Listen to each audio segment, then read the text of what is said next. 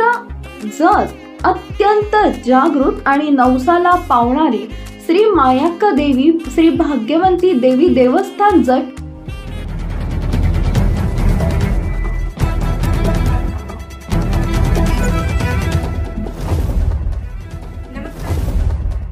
नमस्कार, मी Megha Jagtap, BBM news मध्ये आपल्या सर्वांचं स्वागत.